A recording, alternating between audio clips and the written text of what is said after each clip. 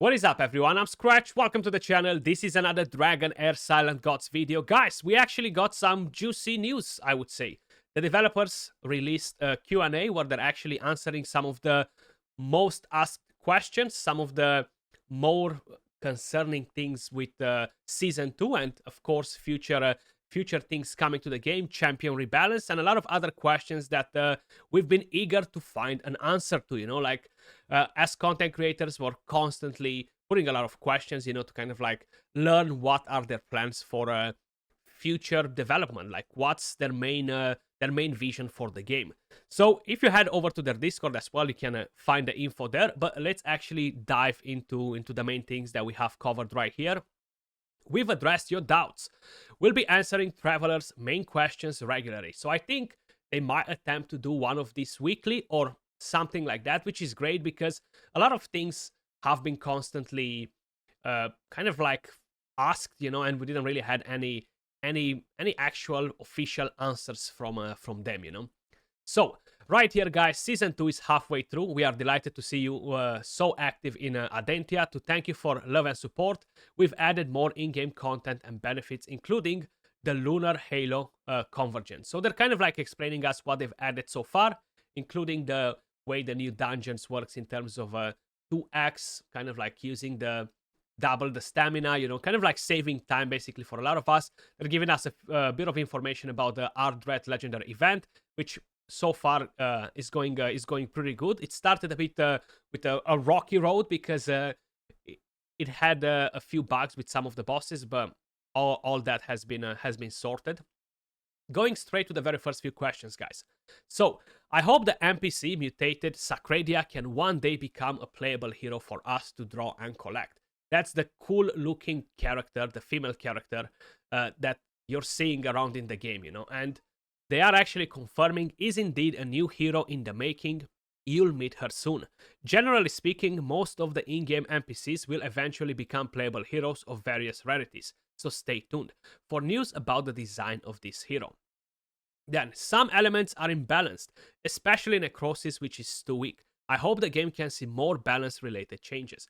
100%, like the Necrosis feels pretty underwhelming, and I feel like even the fire element feels pretty underwhelming in terms of support. Yeah, if you take Adolphus out and the legendary tank, you're left with pretty much nothing. You don't really have any healers, so I feel like both of these elements need some extra healing, including the Frost as well. Like they do have some awesome legendaries that can do the job, but having a Frerbart Garius sort of level for each one of the elements is something that we should have in the game, 100%.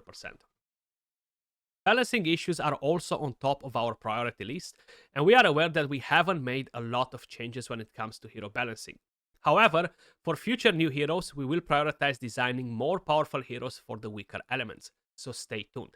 That's great to hear, because, how I mentioned, I really expected this season to get a Frerbart for the fire element or something like that, but it didn't happen. Then, big shout out to everybody else that kind of like backed me up on this one. Odd One Gaming, Ivy League Gaming. I know we made a hashtag justice for Rose.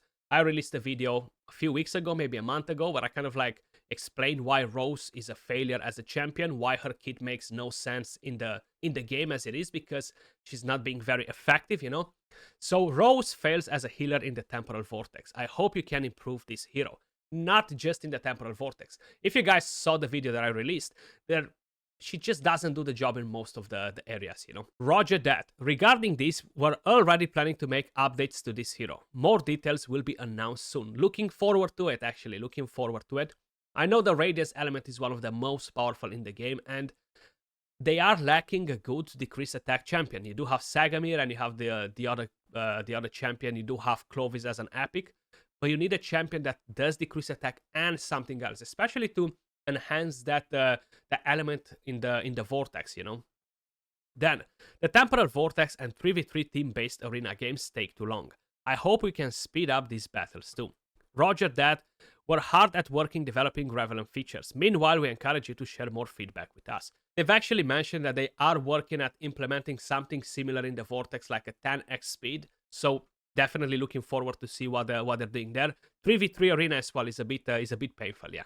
I'm not gonna disagree, especially if you're encountering these crazy tanky teams, where you're stuck in there for 2 minutes a fight. I hope there are more filter options for the gallery feature, such as buffs, dispel, debuff dispels, and healing, so we can find the ones we want easier and faster. The only filter that we need in this game ASAP is recently used, okay?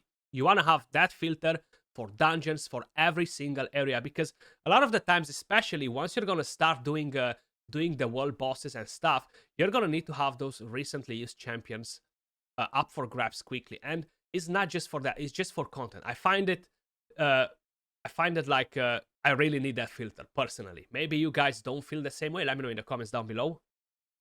Thank you for your suggestions.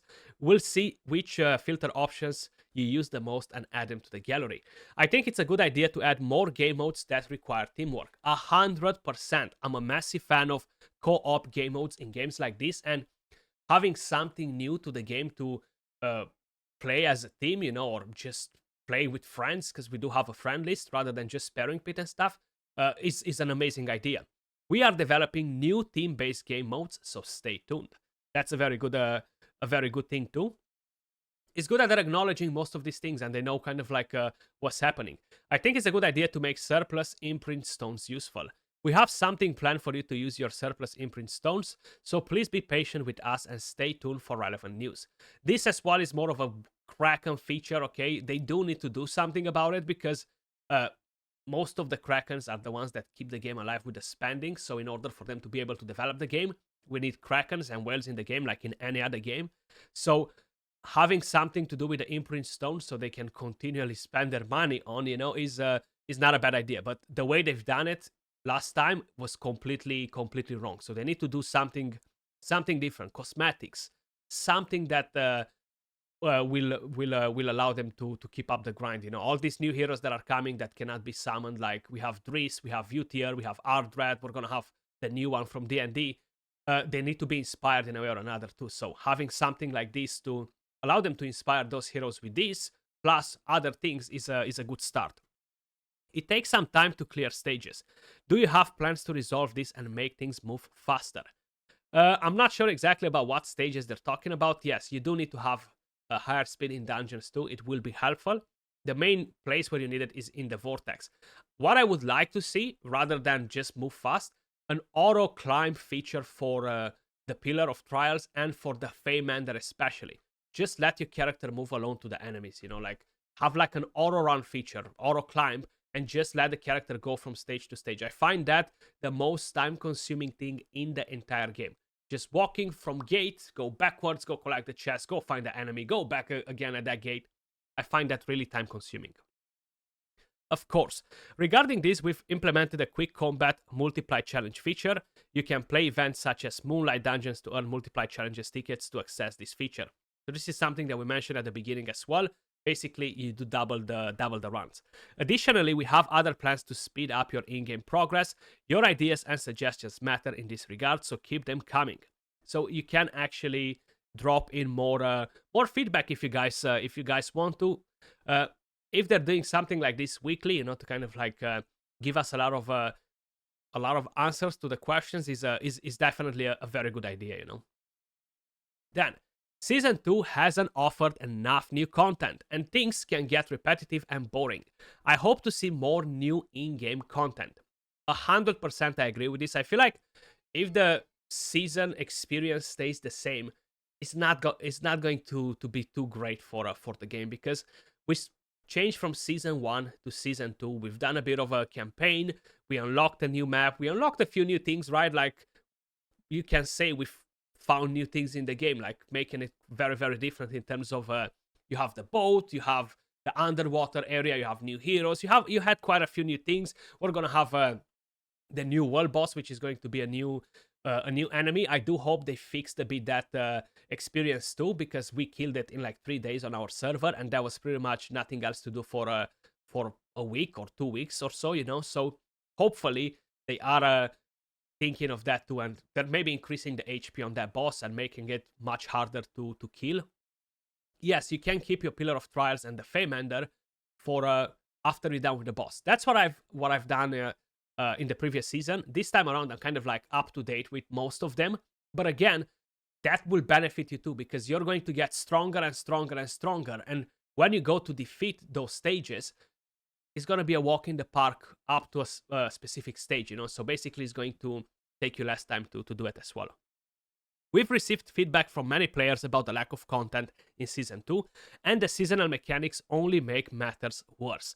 So yes, removing the gear, having to wait 1 month to farm double legendary gear, all these things are a bit of an issue. So I'm not against the idea of them resetting the gear. Honestly, I don't care about that.